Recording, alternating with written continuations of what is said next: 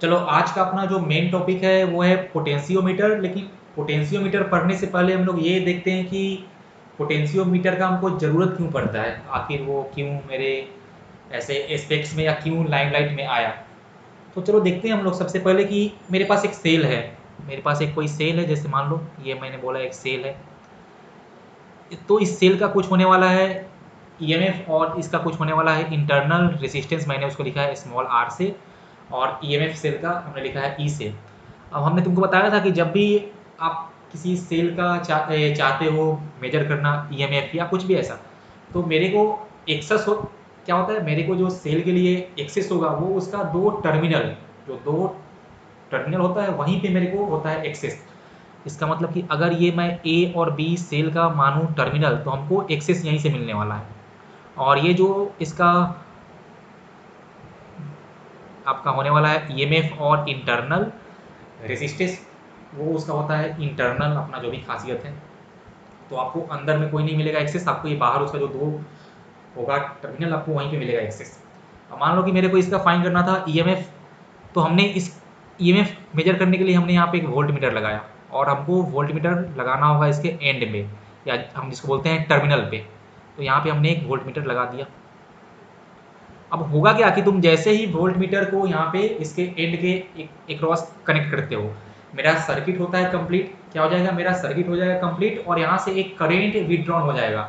Cell से एक current होगा विड्रॉन, और चलो मैंने उसको मान लिया कि सेल से विड्रॉन हुआ है करेंट आई। और वो जो वोल्ट मीटर था वो कुछ वोल्टेज आपको शो करेगा, या वो कुछ वोल्टेज रीड करेगा। अब जो वोल्ट मीटर आपको रीडिंग दे रहा है ना, वो एक्चुअल में सेल का देता है टर्मिनल वोल्टेज। एक्चुअल में जो वोल्ट मीटर आपको रीडिंग देगा वो देगा सेल का टर्मिनल वोल्टेज। और हमको पता है कि सेल का terminal voltage is equal to cell का ईएमएफ माइनस सेल से कितना करंट हुआ है withdrawn and into internal resistance of the cell. तो आपको जो वो वोल्ट मीटर शो कर रहा है वो एक्चुअल में ये वोल्टेज शो कर रहा है, उसका टर्मिनल वोल्टेज। लेकिन हमको चाहिए क्या, हमको उसका चाहिए ईएमएफ। तो देखो आपको चाहिए था ईएमएफ, आपको मिल रहा है सेल का टर्मिनल वोल्टेज, जो कि उसके कुछ कम होता है, कुछ कम होता है उसके सेल के ईएमएफ से। तो आपको सही वैल्यू नहीं मिल रहा है। अब आपको सही वैल्यू मिल नहीं रहा है, लेकिन आपको सही वैल्यू चाहिए, तो कैसे लाएं।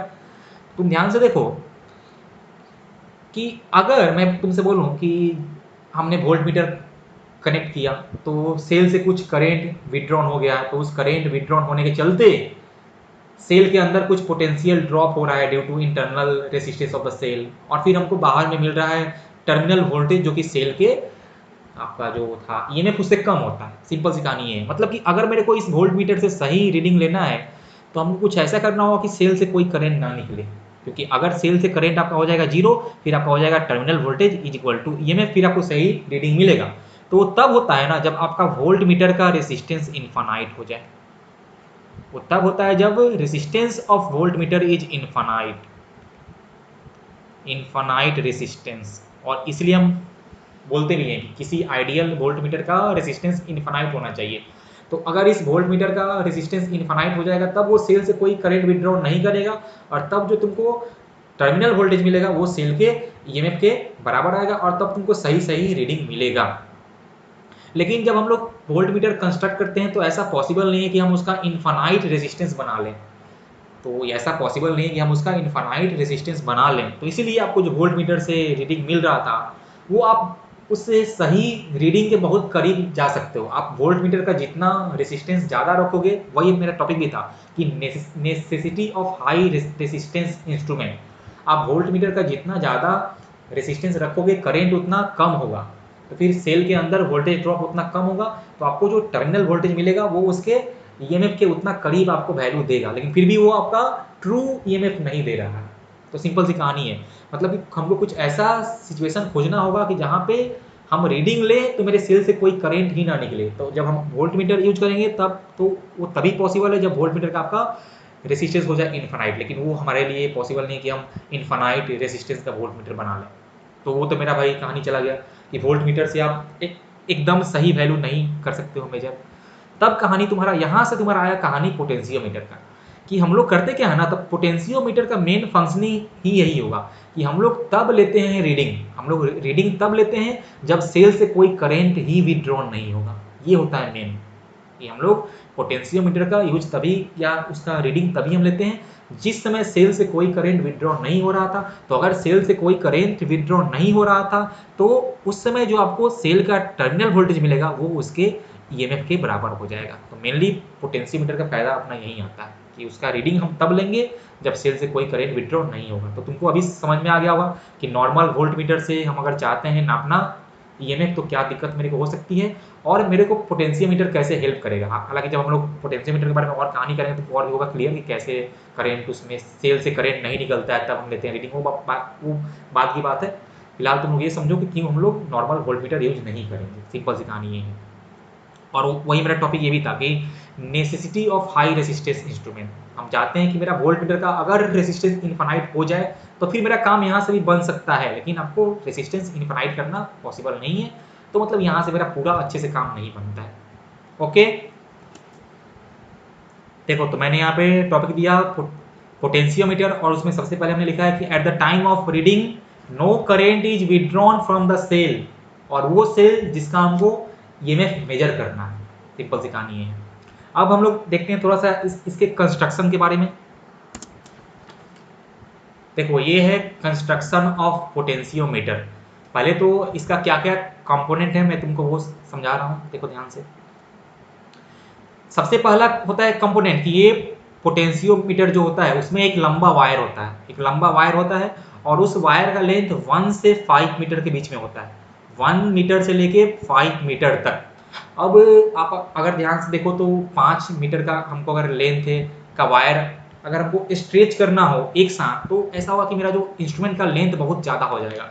तो इसके लिए हम लोग करते क्या है कि हम लोग इस 5 मीटर वाले वायर को पार्ट वाइज ब्रेक करते हैं और उसको हम लोग पैरेलली ज्वाइन करते हैं, जो कि सबको यहाँ पे दिख रहा हो। देखो ध्यान से कि हमने उस वायर को पार्ट वाइज में ब्रेक किया है और उसको हमने पैरेलली ज्वाइन किया। देखो ये पहला पार्ट, दूसरा पार्ट, तीसरा पार्ट, चौथा पार्ट और ये पांचवा पार्ट। मतलब ईच पार्ट हम लेंगे 1 मीटर का और फिर 5 ऐसे पैरेलल पार्ट में हम उनको जोड़ेंगे तो मेरा 5 मीटर का एक लेंथ का वायर बन जाता है।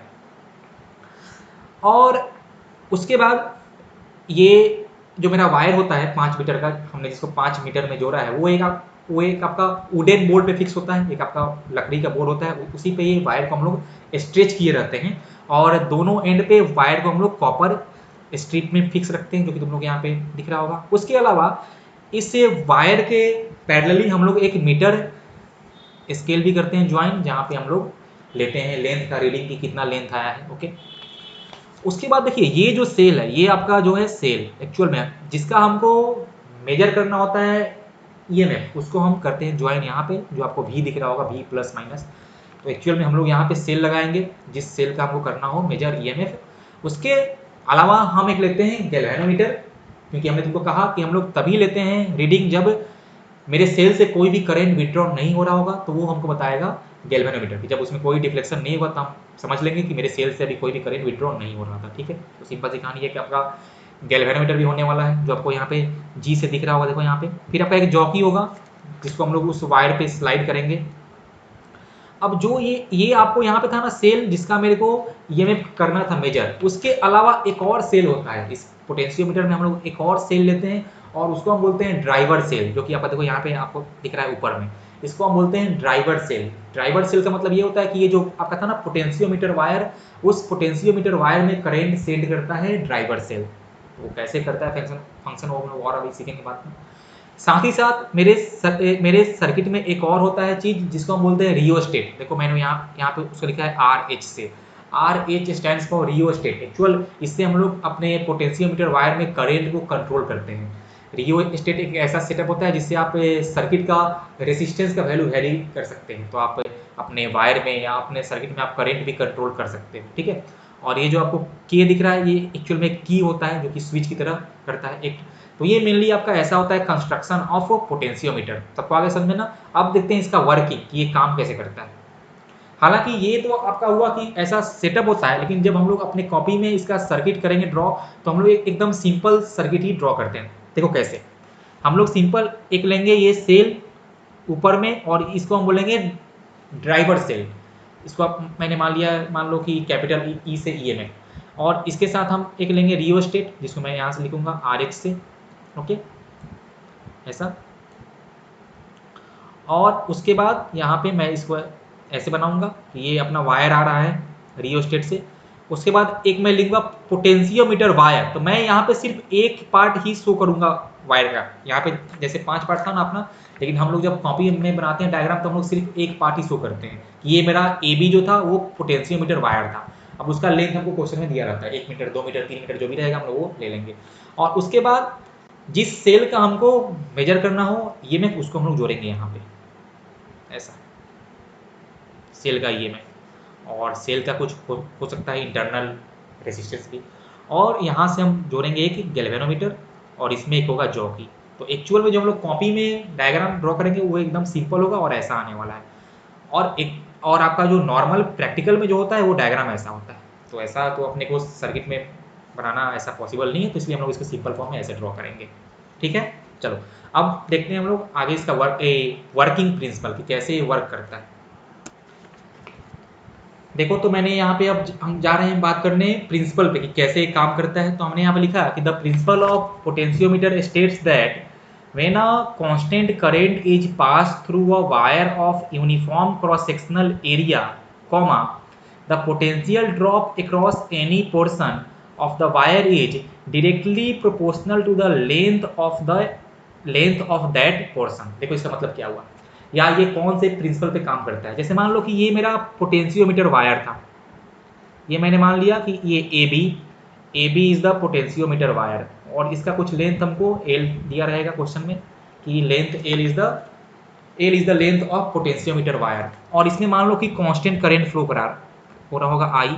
पोटेंशियोमीटर वायर में जो करंट फ्लो कर रहा है वो कर रहा होगा कांस्टेंट करंट आई फ्लो कर रहा है। ठीक है, अब आपको जब भी ऐसा पोटेंशियोमीटर कंस्ट्रक्ट करना है तो दो बातों को ध्यान रखना होगा कि इस पूरे वायर का यूनिफॉर्म होना चाहिए क्रॉस सेक्शन, मतलब कहीं पे पतला कहीं पे मोटा नहीं, यूनिफॉर्म थिकनेस पूरे वायर का। और पूरे वायर में मेरा कांस्टेंट करंट होना चाहिए, तभी ये मेरा पोटेंशियोमीटर सही से काम कर पाएगा। अब ध्यान से देखो कि अगर इस मेरे पूरे वायर ए बी का थिकनेस सेम था, क्रॉस सेक्शन सेम था, ओके, मतलब एरिया सेम रहेगा, एंड अगर इस पूरे वायर में आपका कांस्टेंट करंट फ्लो कर रहा था, तो उस केस में इस प्रिंसिपल के हिसाब से अगर मैं इस वायर को दो पार्ट में डिवाइड करूं, मैंने यहाँ पे कोई एक पॉइंट लिया है सी और मैंने इसको दो पार्ट ए सी और सी बी में कर दिया है डिवाइड, और हमने मान लिया कि इस ए सी पार्ट का लेंथ है L1। तो पोटेंशियोमीटर के प्रिंसिपल के हिसाब से potential drop across portion A and C, या ऐसे बोलो कि potential drop across portion A C is directly proportional to its length L1। ये तुम्हारा हुआ प्रिंसिपल ऑफ पोटेंशियोमीटर। देखो कैसे हम ये बोल सकते हैं। तो जैसे मान लो कि अगर मेरे को फाइंड करना हो potential difference between A and C या potential drop across portion A C, तो हम क्या बोलेंगे कि current in portion A C into resistance of portion A C, यही ना, I into R potential drop. Very good. अब तुम ध्यान से देखो कि आई तो मेरा पूरे वायर में करंट आ ही था, तो मैं यहाँ भी लिखूंगा आई, और हम लिख सकते हैं कि resistance of portion A C is rho into length of portion A C, जिसको मैंने माना है L1, and divided by area of portion A C. मतलब कि इसको हम लिख सकते हैं I into rho by A into L1। देखो ध्यान से। अब तुम हमको एक बार बताओ कि हम लोग पहले से मान के चल रहे हैं कि पूरे वायर में करंट रहेगा कांस्टेंट, मतलब पूरे वायर के लिए करंट आई रहेगा। पूरा मेरा वायर एक ही मटेरियल से बना है तो पूरे वायर के लिए रो रहेगा कांस्टेंट, और पूरे वायर का यूनिफॉर्म क्रॉस सेक्शनल एरिया था तो एरिया भी हर जगह सेम रहने वाला है। मतलब क्या, केवल लेंथ जो था कि आप जब इस वायर का पोर्शन चेंज करोगे तो उसका लेंथ चेंज करेगा सिर्फ। तो मतलब कि पोटेंशियल डिफरेंस जो है आपका है वो केवल लेंथ पे डिपेंड कर रहा है, या हम लोग ऐसा बोलेंगे कि पोटेंशियल डिफरेंस जो आपका किसी भी इस वायर के पोर्शन के एंड पे पोटेंशियल डिफरेंस वैरी कर रहा है उसके लेंथ के अनुसार वैरी कर रहा है। तो हम यहाँ से बोल सकते हैं कि potential difference across A C is directly proportional to the length L1, क्योंकि इस पूरे वायर के लिए current, resistivity and area is constant. Simple सी कहानी है कि potential difference across any portion is directly proportional to the length of that portion. Simple सी कहानी है, और यही हुआ प्रिंसिपल ऑफ पोटेंशियोमीटर। और देखो यहाँ से हम लिख सकते हैं कि potential drop across A C is equal to something constant into length L1, क्योंकि हमने जब ये साइन हम हटाएंगे आपका ये जो प्रोपोर्शनल वाला, तो वहाँ से एक कांस्टेंट आएगा, तो हमने उसको लिखा है के। तो हमको आ गया कि पोटेंशियल ड्रॉप अक्रॉस एसी या potential difference across AC is something constant into length of that portion L1। Okay, अब ये जो तुम्हारा कांस्टेंट के है ना, ये जो तुम्हारा कांस्टेंट के है, इसको हम बोलते हैं पोटेंशियल ग्रेडियंट। इस कांस्टेंट के को हम बोलते हैं potential gradient. What is the meaning of potential gradient? कि potential difference per unit length, potential difference per unit length. क्योंकि देखो हमने जब पोटेंशियल डिफरेंस ए और सी के अक्रॉस फाइंड किया है, तो बस हमने उस कांस्टेंट के में लेंथ से कर दिया मल्टीप्लाई, कि उस पोर्शन का लेंथ इनटू समथिंग कांस्टेंट। तो वो कांस्टेंट पक्का क्या होना चाहिए? Potential difference per unit length. कि एक यूनिट लेंथ में जो आपका पोटेंशियल डिफरेंस आने वाला है वो आने वाला है के, तो L1 लेंथ में आपका जो पोटेंशियल डिफरेंस आएगा वो आएगा के इंटू L1। सिंपल सी कहानी है। और इसी potential difference per unit length को हम लोग पोटेंशियल ग्रेडियंट भी बोलते हैं। तो जब भी तुमको पोटेंशियोमीटर वाला क्वेश्चन है, तो सबसे पहला काम क्या होता है मेरा? पोटेंशियल ग्रेडियंट फाइंड कर लेना। अब देखो वो कैसे करेंगे, तो हमको साफ साफ दिख रहा है कि potential gradient is nothing but potential difference per unit length. तो सबसे पहला काम, जब भी तुमको क्वेश्चन दिखे तो तुमको उस पोटेंशियोमीटर वायर का रेसिस्टेंस का वैल्यू दिया रहेगा, तुमको उस पोटेंशियोमीटर वायर का रेसिस्टेंस का वैल्यू दिया रहेगा, और उस रेसिस्टेंस का वैल्यू लेके हम लोग इस पोटेंशियोमीटर वायर में करंट फाइंड कर सकते हैं। तो हम लोग फाइंड कर लेंगे करंट आई। अब जैसे ही हमको करंट आई मिल गया उस पोटेंशियोमीटर वायर में, तो हम लोग लिखेंगे कि potential difference across the end of the wire, मतलब उसका पूरा पूरा लेंथ के अक्रॉस का जो पोटेंशियल डिफरेंस आएगा वो कितना आएगा? वो आएगा simple current in potentiometer wire into total resistance of wire, मतलब आई इंटू आर। अब यहाँ से हमको मिल जाएगा उस पोटेंशियोमीटर वायर के एंड के अक्रॉस का पोटेंशियल डिफरेंस। अब हमको फाइंड कर लेना होगा पोटेंशियल ग्रेडियंट। तो क्या होगा? Potential gradient is nothing but total potential difference by length of the wire, यही ना? तो मतलब कि हम लोग वहां से फाइंड कर लेंगे आई आर बाई एल। तो सबसे पहला काम क्या होगा अपना? कि उस पोटेंशियोमीटर वायर में करंट फाइंड करना। हमको जैसे ही करंट मिल जाएगा तो हम लोग उस पोटेंशियोमीटर वायर के रेजिस्टेंस से मल्टीप्लाई करेंगे, तो हमको मिल जाएगा total potential difference across the length of the potentiometer wire. फिर हम लोग उसके लेंथ से डिवाइड करेंगे तो हमको मिल जाएगा पोटेंशियल ग्रेडियंट, या हमको मिल जाएगा potential difference per unit length. पक्का ना? तो पहला काम क्या है अपना? फाइंड करना पोटेंशियल ग्रेडियंट। अब जैसे ही हमको पोटेंशियल ग्रेडियंट मिल गया, अब हमको जिस पोर्शन का पोटेंशियल डिफरेंस फाइंड करना होगा उसमें बस हम लोग इस के में उस लेंथ से मल्टीप्लाई कर देंगे। तो के into L1 is the potential difference of that portion. बोलो इसमें कुछ डाउट है किसी को? और तुम चाहो तो ये जो मेरा पूरा पोटेंशियोमीटर वायर था उसका पोटेंशियल डिफरेंस को मैंने यहाँ बी ए बी से लिखा है, तुम उसको सिर्फ वी उसको तुम ओनली सिर्फ वी लिख सकते हो। तो यहाँ से हो जाएगा V by L is the potential gradient. तो पोटेंशियल फाइंड कर लेना उसका डिफरेंस और बाई उसके लेंथ से कर देना है डिवाइड। ओके, चलो सिंपल सी कहानी हो गया। तो ये तुम्हारा हो गया प्रिंसिपल। अब तुम लोग इसको याद रखना। अब चलो हम लोग इसका देखते हैं एप्लीकेशन की, कैसे हम लोग पोटेंशियोमीटर का एप्लीकेशन करेंगे। और इसके एप्लीकेशन में जो सबसे पहला ही है मेरा क्या, कि कैसे हम लोग सेल का करेंगे मेजर ईएमएफ। तो चलो देखते हैं अपना नेक्स्ट टॉपिक। चलो तो देखते हैं, हमने लिया है टॉपिक एप्लीकेशन ऑफ पोटेंशियोमीटर, और इसमें सबसे पहला क्या है? Application to measure EMF of a cell. Okay, तो सबसे पहला काम कि जब भी आपको पोटेंशियोमीटर से काम करना हो तो सबसे पहला चीज आपको करना है, फाइंड करना है पोटेंशियल ग्रेडियंट। तो मान लो कि हमने इसका पोटेंशियल ग्रेडियंट फाइंड कर लिया है, वो जो के था वो तो मान लो कि हमने इसका फाइंड कर लिया है। वो कैसे फाइंड करोगे? मैंने तुमको अभी जस्ट बताया था कि तुमको पोटेंशियोमीटर वायर का रेजिस्टेंस दिया रहेगा, फिर हम लोग उसमें करंट फाइंड कर लेंगे। उस पर जब क्वेश्चन करेंगे क्लियर तो और भी कंसेप्ट क्लियर होगा। फिलहाल तुम जान लो कि हमने इसे पोटेंशियोमीटर का पोटेंशियल ग्रेडियंट पहले से फाइंड कर लिया है के, और वो के होता है V by L. V is the potential difference across the end of the potentiometer wire. और ये अपना हुआ सेटअप। इसमें ये जो मेरा ऊपर में सेल है ये है, इसको हम बोलते हैं ड्राइवर सेल। यहाँ पे आपका रियोस्टेट है जिससे आप करंट को करना कंट्रोल। और ये ए बी मेरा पोटेंशियोमीटर वायर है जिसका लेंथ एल है। ये नीचे में वो सेल है जिसका हमको करना है मेजर ईएमएफ। तो उसका मान लीजिए कुछ ईएमएफ ई था, हमको उसका वैल्यू बताना है। उसका इंटरनल रेजिस्टेंस स्मॉल आर है। और हमने एक यहाँ पे लिया है गैल्वेनोमीटर। तो आपको जिस सेल का भी करना हो मेजर ईएमएफ, आपको उसके साथ एक जोड़ना होगा गैल्वेनोमीटर और वहाँ पे आपको जॉकी जे है। अब करना क्या है, तो जैसा हमने किया था इन मीटर ब्रिज वैसा ही हम लोग यहाँ भी करने वाले हैं। इस पोटेंशियोमीटर वायर पे हम लोग उस जॉकी को स्लाइड करेंगे, इस पोटेंशियोमीटर वायर पे हम उस जॉकी को स्लाइड करेंगे और हम लोग ढूंढेंगे नल पॉइंट को। मेरे को फिर से ढूंढना है नल पॉइंट को, मतलब कि ऐसा पॉइंट जहाँ पे गैल्वेनोमीटर में कोई भी डिफ्लेक्शन ना हो, मतलब कि गैल्वेनोमीटर में कोई भी करंट ना हो, आपको वो पॉइंट ढूंढना है। तो जैसे मैंने यहाँ पे डायग्राम बनाया है उसके हिसाब से हमको इस पॉइंट ए से x डिस्टेंस पे वो नल पॉइंट मिला है, हमको इस पॉइंट ए से x डिस्टेंस पे नल पॉइंट मिला है। देखो ध्यान से, वहां पे मैंने जॉकी को रखा था जे को। अब इस पॉइंट पे हमको नल, या मान लो कि हमको पॉइंट जे पे हमको नल पॉइंट मिला है। ओके, नल पॉइंट मिला मतलब कि गैल्वेनोमीटर में कोई करंट नहीं है। गैल्वेनोमीटर में कोई करंट नहीं है इसका मतलब ये हुआ कि सेल से कोई भी करंट विड्रॉ नहीं हुआ हुआ। तुम लोग सोचो इसको ऐसे, क्योंकि मैंने उस गैल्वेनोमीटर को सेल से ही जोड़ के रखा है। तो अगर गैल्वेनोमीटर में कोई डिफ्लेक्शन नहीं हो रहा है मतलब कि सेल से कोई करंट विड्रॉ ही नहीं हुआ था। और यही मेरा था फायदा किसका, पोटेंशियोमीटर का, कि हम लोग जब भी लेते हैं रीडिंग उस समय सेल से कोई करंट विड्रॉ नहीं हुआ है। तो अच्छी बात है, सेल से कोई करंट विड्रॉ नहीं हुआ है। अब सवाल ये उठता है कि सेल से कोई करंट विड्रॉ नहीं हुआ है, ऐसा क्यों हुआ? क्योंकि आप इस जे के अगर लेफ्ट साइड जाओ तो भी सेल से कोई करंट आएगा और वो जो आपका गैल्वेनोमीटर था उसमें कुछ ना कुछ डिफ्लेक्शन होगा। अब जब उस जे के राइट साइड जाओगे तो भी डिफ्लेक्शन आएगा, तो भी सेल से करंट विड्रॉन होगा, लेकिन उस पर्टिकुलर जे के लिए ही सेल से कोई करंट विड्रॉन नहीं होगा। तो ऐसा क्या वहां पे होता है, ऐसा क्या वहां पे होता है कि सेल से कोई भी करंट विड्रॉन नहीं होता है? तो उसको समझाने के लिए मैं तुमको यहाँ पे एक सेपरेट सर्किट बनाता हूँ। देखो जैसे ध्यान से,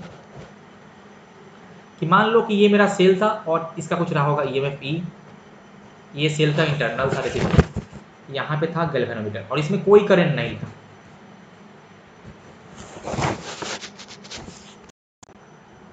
ओके, अब देखो मैंने लिया है इस पॉइंट ए को और इस पॉइंट जे को। अब इस पॉइंट ए और जे के अक्रॉस कुछ तो पोटेंशियल डिफरेंस होगा ना, क्योंकि वो पोटेंशियोमीटर वायर था तो ए जे उस वायर का एक पोर्शन है, तो वहां पे कुछ तो पोटेंशियल डिफरेंस होगा, इसमें कोई वो नहीं है, डाउट नहीं, हाँ बिल्कुल होगा। मैंने मान लिया कि उसके अक्रॉस का पोटेंशियल डिफरेंस। चलो अब देखो, तो जो मेरा करंट फ्लो करेगा वो करेगा flow from A to B. Current अगर फ्लो करेगा इस वायर में ए से बी, मतलब ए होगा एट हायर पोटेंशियल और बी होगा एट लोअर पोटेंशियल। तो मैंने ये बोल दिया कि ए और जे के अक्रॉस का जो पोटेंशियल डिफरेंस था वो कुछ ऐसा भी था, और ए होगा एट हायर पोटेंशियल और जे आपका होगा एट लोअर पोटेंशियल। अब ध्यान से देखो, और इस गैल्वेनोमीटर में कोई करंट नहीं था, तुम अगर यहाँ पे अगर केवीएल को यूज करो और इस गैल्वेनोमीटर में कोई करंट नहीं था तो सेल से कोई करंट विड्रॉ नहीं हुआ था। इसका मतलब क्या कि इस पूरे सर्किट का जो टोटल ईएमएफ था वो था जीरो। इस पूरे सर्किट का जो टोटल ईएमएफ था वो था जीरो, और वो जीरो तभी होगा जब इस ए और जे के अक्रॉस का पोटेंशियल डिफरेंस इस सेल के ईएमएफ के बराबर हो जाए, तभी ऐसा पॉसिबल है कि इस पूरे सर्किट का नेट ईएमएफ जीरो हो जाए। देखो मेरा कहने का मतलब क्या हुआ, कि अगर मैं इस सर्किट में केवीएल यूज करूंगा और मैंने मान लो कि मैंने यहाँ से मूव किया, तो मैं यहाँ जा रहा हूँ from low potential to high potential, तो मैं लूंगा प्लस भी, तो प्लस भी। फिर हमको मिला है सेल, और सेल में मैं जा रहा हूँ उसके पॉजिटिव प्लेट से निगेटिव प्लेट में, तो मैं लूंगा माइनस ई, और बाकी जो तुम्हारा करंट कुछ ऐसे आ रहा होगा। अब जब कोई करंट ही नहीं है, जब सेल से कोई करंट ही विड्रॉ नहीं हो रहा है, तो आपका जो इंटरनल रेजिस्टेंस था वहाँ पे कोई पोटेंशियल ड्रॉप ही नहीं होगा। मतलब कि इस मेरे सर्किट में सिर्फ दो ही था पोटेंशियल, एक potential difference between A and J और एक सेल का ईएमएफ, और इन दोनों का समेशन हो रहा है जीरो। मतलब ये पक्का तभी होगा जब आपका भी का वैल्यू हो जाए ई, जब आपका भी का वैल्यू हो जाए ई। इसका मतलब क्या कि जब सेल से कोई करंट विड्रॉ नहीं हो रहा है, जब उस गैल्वेनोमीटर में नल डिफ्लेक्शन था, उस केस में इस ए और जे के बीच का पोटेंशियल डिफरेंस सेल के ईएमएफ के बराबर हो गया था। उस ए और जे के बीच का पोटेंशियल डिफरेंस सेल के ईएमएफ के बराबर था। अब हम उस ए और जे के बीच का पोटेंशियल डिफरेंस आसानी से फाइंड कर सकते हैं। कैसे? क्योंकि मैंने पहले से पोटेंशियल ग्रेडियंट फाइंड करके रखा है। अब हम बोल सकते हैं कि potential difference across A and J is nothing but EMF of the cell. Actual में हम लोग फाइंड कर सकते हैं ए और जे के बीच का पोटेंशियल डिफरेंस, और अगर उस केस में सेल से कोई करंट विड्रॉ नहीं हुआ था, मतलब कि वो पोटेंशियल डिफरेंस सेल के ईएमएफ के बराबर ही था। तो अगर हम पोटेंशियल डिफरेंस फाइंड कर लेंगे तो आपको मिल जाएगा ईएमएफ। तो वी ए जे बराबर EMF, and that is nothing but potential gradient into length of the portion A J, मतलब के इनटू एक्स। देखो तो यहाँ से हमको मिल गया ईएमएफ। जो जस्ट तुमको क्या फाइंड करना है कि उस एंड ए से कितना डिस्टेंस में हमको नल पॉइंट मिल रहा है। अब जैसे ही तुमको वो डिस्टेंस x मिल जाएगा, बस तुम उसको पोटेंशियल ग्रेडियंट से मल्टीप्लाई कर दो, तो k into x is EMF of the cell, और k हम लोग पहले से फाइंड कर चुके होंगे। बोलो इसमें किसी को कोई डाउट? देखो कितना आसान ये मेथड है, बोलो तो। देखो वो जो तुम्हारा एजे है ना, उसी ने मेरे इस वायर को दो पार्ट में किया है डिवाइड, और जो मेरा पोटेंशियोमीटर का काम ही क्या था कि किसी पोर्शन का पोटेंशियल डिफरेंस उसके लेंथ के डायरेक्टली प्रोपोर्शनल होगा। तो यहाँ पे एजे और जे भी दो हो गया पोर्शन। अब हमको जो एजे के अक्रॉस का पोटेंशियल डिफरेंस होगा वो पक्का सेल के ईएमएफ के बराबर रहा होगा, तभी सेल से कोई करंट विड्रॉ नहीं हुआ है, समझे ना? हाँ, बहुत बहुत अच्छा सवाल। देखो ऊपर वाला बैटरी का काम क्या है, या ऊपर वाला बैटरी करंट देगा कि नहीं देगा? सुनो आप, देखो ध्यान से सुनो। हमने तुमको क्या बोला कि उस गैल्वेनोमीटर में कोई डिफ्लेक्शन नहीं होगा, मतलब कि ये जो मेरा सेल नीचे था जिसका हमको ईएमएफ नापना है, उससे कोई करंट विड्रॉ नहीं होगा, लेकिन उस पोटेंशियोमीटर वायर में करंट होगा। उस पोटेंशियोमीटर वायर में करंट होगा तभी ना तुम्हारा वहां पे उस एजे के अक्रॉस कुछ पोटेंशियल डिफरेंस बन रहा होगा।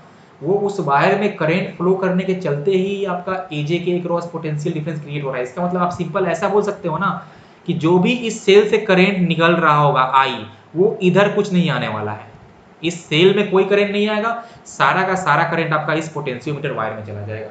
क्योंकि हम जब रीडिंग ले रहे हैं उस केस में मेरे सेल से कोई भी करंट विड्रॉ नहीं हो रहा था, तो उस ड्राइवर सेल से जो करंट निकल रहा होगा वो आपका मेरा जो सेल जिसका ईएमएफ नापना है उसमें कुछ करंट नहीं आ रहा होगा, सारा का सारा करंट आपका पोटेंशियोमीटर वायर में ही चला जाएगा। तो उस केस में आप जब रीडिंग ले रहे हो तो पोटेंशियोमीटर वायर में करंट है, तभी आपका पोटेंशियल डिफरेंस क्रिएट हो रहा था। आपका नीचे वाले सेल में कोई करंट नहीं है। या आप ऐसा बोलो कि आप अगर इसको दो डिफरेंट सर्किट मानते हो, सर्किट 1 और सर्किट 2, तो इस सर्किट 1 में केवल करंट है। ये सर्किट 1 और सर्किट 2 को आप कंप्लीटली सेपरेटली कर सकते हो, सर्किट 2 में कोई भी करंट नहीं था। अब बोलो। बिल्कुल हाँ, क्योंकि हम तभी ले रहे हैं रीडिंग जब उससे कोई करंट नहीं निकल रहा, तो बस उस पार्टिकुलर पोजीशन के लिए, उस पार्टिकुलर पोजीशन x के लिए ही इस सेल से ना तो कोई करंट आ रहा होगा ना तो कोई करंट जा रहा होगा, और हमको तभी लेना है रीडिंग। और उसी पार्टिकुलर केस के लिए ही एजे का पोटेंशियल डिफरेंस सेल के ईएमएफ के बराबर हो रहा था, ठीक है ना? तो अब सवाल ये उठता है कि हम लोग कैसे फाइंड करेंगे पोटेंशियल ग्रेडियंट। तो तुमको क्वेश्चन में पोटेंशियोमीटर वायर का रेजिस्टेंस दिया रहेगा, और अगर रियो स्टेट का कुछ रेजिस्टेंस दिया है तो तुम वो भी करना कंसीडर। तो total resistance is equal to potentiometer wire का रेजिस्टेंस प्लस रियो स्टेट का रेजिस्टेंस, उन दोनों को ऐड करना। फिर जो तुम्हारा ड्राइवर सेल था उसके ईएमएफ में तुम पूरे रेजिस्टेंस से करना डिवाइड, तब तुमको मिल जाएगा कि उस ड्राइवर सेल से कितना करंट निकला होगा। अब वो ड्राइवर सेल से जो भी करंट निकलेगा सारा का सारा तुम्हारा इस पोटेंशियोमीटर वायर में ही जाएगा, वो तुम्हारा सेल में कुछ करंट नहीं जा रहा होगा। मतलब कि हमको उस समय इस सेल का इंटरनल रेजिस्टेंस को यहाँ कंसीडर ही नहीं करना है, तो रहे या ना रहे कोई फर्क नहीं पड़ता है, क्योंकि हम जब रीडिंग ले रहे थे तो उसमें कोई करंट ही नहीं जा रहा था। समझे ना? बोलो। ओके, अभी हम लोग क्वेश्चन करेंगे तो एक तुम्हारा और भी कंसेप्ट क्लियर हो जाएगा। अच्छा, एक यहाँ पे इंपॉर्टेंट बात, जब कुछ लोग ऐसा जब करते हैं पोटेंशियोमीटर से एक्सपेरिमेंट, तो उनका क्या होता है ना कि आपने सब चीज़ ठीक किया है लेकिन आपका फिर भी नल डिफ्लेक्शन नहीं मिलता है। तो उसका रीजन ये होता है कि आपने सर्किट को सही से कनेक्ट नहीं किया। देखो इसका मतलब क्या हुआ कि आपको एक्सपेरिमेंटल सेटअप के समय हमेशा जिस सेल का आपको मेजर करना है ईएमएफ, उसका पॉजिटिव टर्मिनल हमेशा इस ड्राइवर सेल के पॉजिटिव टर्मिनल के साथ ही कनेक्टेड होना चाहिए, तभी आपका नल पॉइंट मिलेगा। देखो मेरा कहने का मतलब क्या हुआ कि अगर तुमने ऐसे जोड़ दिया है कि ये रहा मेरा ड्राइवर सेल जिसका हमने माना है ईएमएफ कैपिटल ई, और मान लो ये था मेरा रियो स्टेट, कुछ सर्किट ऐसा था, और ये रहा मेरा पोटेंशियोमीटर वायर, और हमने जो मेरा सेल था टेस्ट सेल जिसका हमको नापना था ईएमएफ, उसको हमने जोड़ दिया ऐसा। देखो अब क्या होगा ना कि तुमको कहीं भी नल पॉइंट नहीं मिलेगा, तुमको कहीं भी सॉरी तुम ऐसे हाँ ठीक, यहाँ पे लगाओ, यहाँ पे लगाओ, ये तुम्हारा हाँ ठीक। तुमको कहीं भी नल पॉइंट अब नहीं मिलने वाला है। क्यों? क्योंकि इस बार मेरे इस नीचे वाले सर्किट का नेट ईएमएफ जीरो ही नहीं हुआ। सोचो कैसे, देखो कि ये होगा मेरा point A at high potential, तो इसको अब तुम ऐसे बना लो प्लस और माइनस। अब जब तुम इस लूप में अगर तुम ऐसे जाओगे तब क्या होगा कि अब दोनों ये तुम्हारा पोटेंशियल ऐड हो जाएगा, ये दोनों एक दूसरे को अपोज नहीं करेगा। तो अगर दोनों ऐड हो जाएगा तो नेट तुम्हारा ईएमएफ जीरो ही नहीं होगा, तो फिर तुम्हारा कभी भी सेल से करंट जीरो हो ही नहीं पाएगा, तो तुमको नल पॉइंट नहीं मिलेगा। तो एक्सपेरिमेंट के समय ये ध्यान रखना चाहिए कि मेरा टेस्ट सेल का पॉजिटिव टर्मिनल हमेशा जो मेरा ड्राइवर सेल था उसके पॉजिटिव टर्मिनल के साथ ही हो। समझे ना? बोलो। देखो ये है अपना पहला क्वेश्चन। ये मेरे पास एक ड्राइवर सेल है जिसका है ईएमएफ 10 वोल्ट। यहाँ पे रियो स्टेट का हमको रेजिस्टेंस नहीं दिया तो हम उसका नहीं मान के चलेंगे। उसके बाद एक मेरे पास पोटेंशियोमीटर वायर ए बी था जिसका लेंथ है 10 मीटर और जिसका रेजिस्टेंस है 10 ओम। और ये रहा मेरा टेस्ट सेल जिसका हमको करना है मेजर ईएमएफ। देखो जब भी हमको सेल का करना होता है मेजर ईएमएफ तो उसके साथ में तुमको ये इंटरनल वाला रेजिस्टेंस दिया रहे या ना दिया रहे कोई फर्क नहीं पड़ता है, क्योंकि हम जब रीडिंग लेंगे तो मेरे सेल से कोई करंट विड्रॉ होता ही नहीं है, तो वो स्मॉल आर रहे ना रहे कोई फर्क नहीं पड़ता है। ठीक है। और हमको क्वेश्चन में ये भी दिया हमको नल पॉइंट इस पॉइंट ए से 2.4 मीटर डिस्टेंस पे मिला हुआ है, मतलब कि हमको एक्स का वैल्यू पता है। अब हमको सेल का करना है मेजर ईएमएफ, तो हमने क्या जानते हैं from the principle of potentiometer cell का EMF is equal to potential difference across end AJ, या हम लोग बोल सकते हैं कि potential gradient of the potentiometer wire A B and into length X. और एक्स कितना है? एक्स है 2.4 मीटर, तो k into 2.4 metre, k into 2.4 metre is the EMF of the cell. अब अपना काम क्या है? बस फाइंड कर लेना पोटेंशियल ग्रेडियंट। अब पोटेंशियल ग्रेडियंट फाइंड करने के लिए आपको फाइंड करना होगा इस पोटेंशियोमीटर ए बी के अक्रॉस का पोटेंशियल डिफरेंस। तो potential difference across wire A B is आप मान लो कुछ ऐसा भी से मान लो आप भी। और भी क्या होगा कि current in potentiometer wire into resistance of the potentiometer wire. अब आपको करंट फाइंड करना होगा, तो करंट के लिए ड्राइवर सेल का ईएमएफ ई, आप इसको मान लो capital A capital E, driver cell का EMF capital E divided by total resistance. तो यहाँ पे मेरा सिर्फ पोटेंशियोमीटर वायर का ही रेजिस्टेंस है तो सिर्फ हम लोग वही लेंगे। तो कितना है आपका? ईएमएफ था 10 वोल्ट और रेजिस्टेंस भी आपका है 10 ओम, तो करंट आने वाला है 1 एम्पियर। तो पोटेंशियोमीटर वायर में मेरा करंट जाएगा 1 एम्पियर जब हम रीडिंग लेंगे तब। इस सेल से कोई करंट नहीं जा रहा होगा। ओके, तो यहाँ से 1 एम्पियर का करंट निकलेगा, सारा का सारा आपका पोटेंशियोमीटर वायर में ही चला जाएगा। अब आप फाइंड कर लो कि potential difference across the potentiometer wire, तो करंट 1 एम्पियर एंड इनटू 10 ओम उसका था रेजिस्टेंस, तो 10 वोल्ट। अब आप फाइंड करो पोटेंशियल ग्रेडियंट, तो क्या होता है कि पोटेंशियल डिफरेंस बाय लेंथ, तो 10 वोल्ट बाय लेंथ भी था 10 मीटर, तो 1 वोल्ट पर मीटर। तो 1 volt per metre is the potential gradient. तो हमको के मिल गया, तब करो पुट यहाँ पे ईएमएफ बराबर 1 volt per metre into 2.4 metre, तो 2.4 वोल्ट इज द आंसर। देखो बोलो ये आसान है कि नहीं है? चलो ये नेक्स्ट क्वेश्चन है, जल्दी से फाइंड करो सेल का ईएमएफ, बहुत ही आसान है।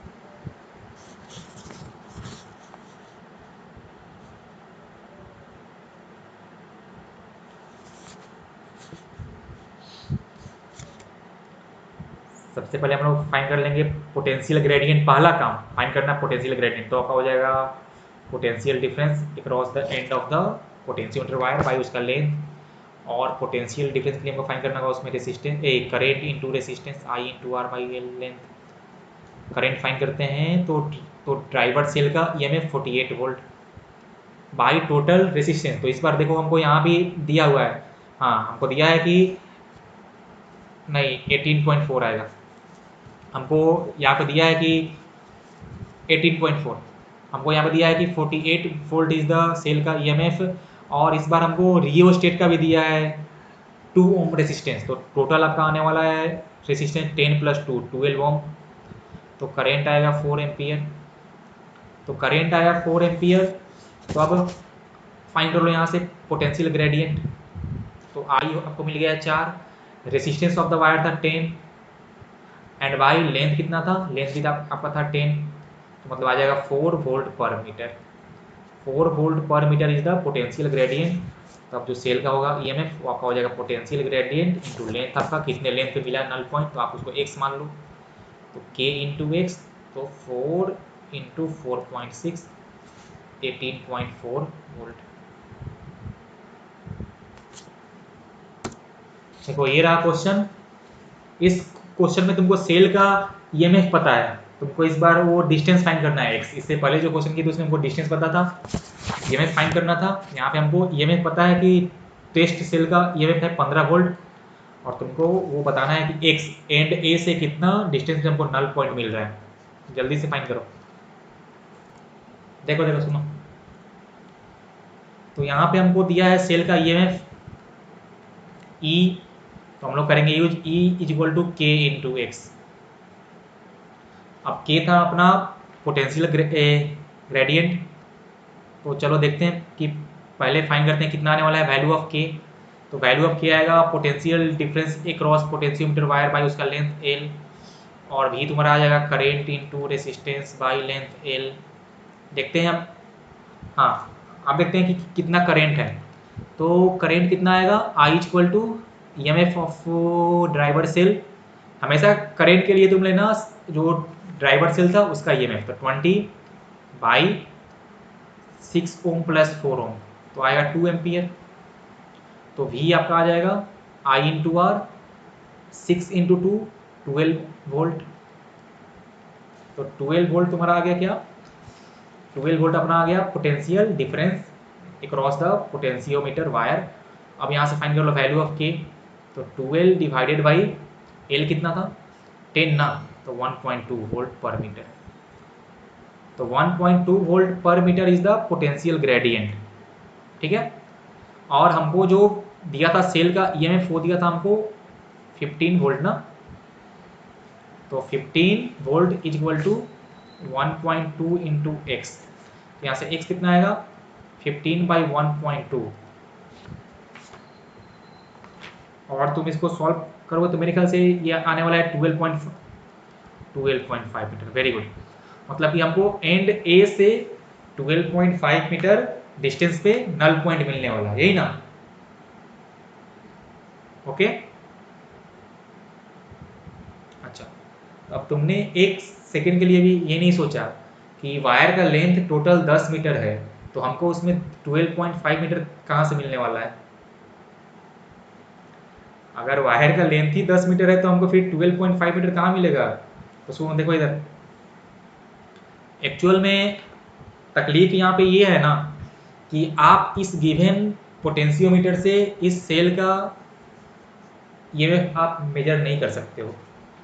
आप गिवन पोटेंशियोमीटर से जो आपको दिया हुआ है पोटेंशियोमीटर, उससे आप इस सेल का ईएमएफ मेजर नहीं कर सकते हो। देखो वो क्यों, वो इसलिए हो रहा है ना क्योंकि इससे ये जो वायर है उसका टोटल पोटेंशियल डिफरेंस, आप अगर उसका पूरा लेंथ ले लो तो भी उसका पोटेंशियल डिफरेंस 12 वोल्ट का ही बन रहा था।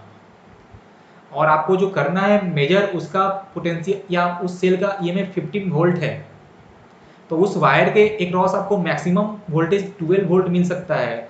और आपको जिस सेल का ईएमएफ नापना है उसका ईएमएफ 15 वोल्ट है, तो आपको कहीं नल पॉइंट मिलेगा ही नहीं, समझा ना। तुमको उधर कहीं नल पॉइंट मिलने वाला ही नहीं है। तो यहाँ से नहीं, क्वेश्चन गलत है, क्वेश्चन गलत था।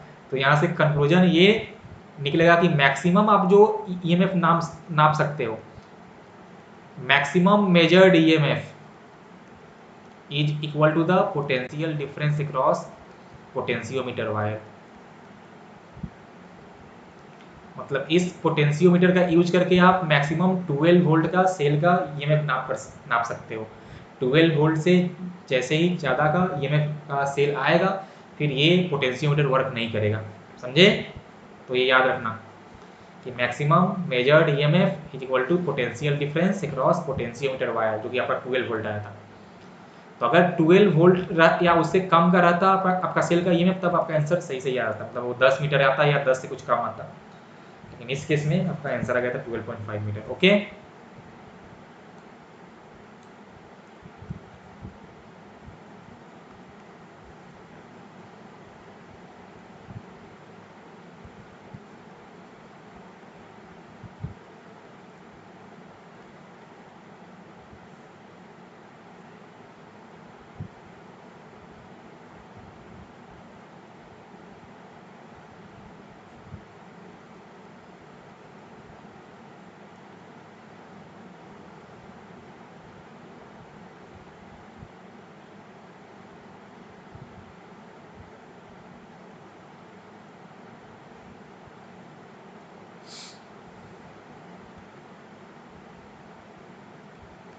देखो ये क्वेश्चन देख के घबराने का नहीं, बस मैंने ये जो हम सेल इससे पहले ले रहे थे एंड ए से डिस्टेंस या कुछ जो मेरा नल पॉइंट था उसको हमने लिया था एंड ए से कुछ डिस्टेंस पे, अब हम लेंगे एंड बी से कुछ डिस्टेंस पे। तो जो तरीका सॉल्व करने का है वही यूज होगा, इसमें कोई चेंज नहीं आने वाला है। तो तुम लोग इसको साइड चेंज देख के घबराना मत। देखो और हमने मान लिया कि ये जो वायर था उसका रेजिस्टेंस आप कुछ ऐसा ले लो 8 ओम। तो हमको अब ये फाइंड करना है कि कितना है सेल का ईएमएफ। तो वही तरीका, सॉल्यूशन, सेल का ईएमएफ बराबर पोटेंशियल ग्रेडियंट इनटू लेंथ 2.4। अब हमको फाइंड करना होगा पोटेंशियल ग्रेडियंट, तो वो तुम्हारा हो जाएगा उस पोटेंशियोमीटर वायर का अक्रॉस पोटेंशियल डिफरेंस बाय उसका लेंथ एल। तो आई इंटू आर, देखो तो यहाँ पे आई आने वाला है आपका 2 एम्पियर, तुम लोग चेक कर लो। 2 इंटू उसका रेजिस्टेंस है 8, तो 8 बाई इसका लेंथ कितना था 10, तो आएगा 1.6 वोल्ट पर मीटर। तो के मिल गया, तो फाइंड कर लो ये मैं 1.6 इंटू 2.4 जो भी आएगा आंसर हो जाएगा 0.84। तो आंसर होगा 3.84 वोल्ट। ओके, तो ये अपना हो गया पहला एप्लीकेशन ऑफ पोटेंशियोमीटर जिससे हमने इसका किया मेजर ईएमएफ। सेकेंड इसका एप्लीकेशन बहुत ही आसान है, देखते हैं।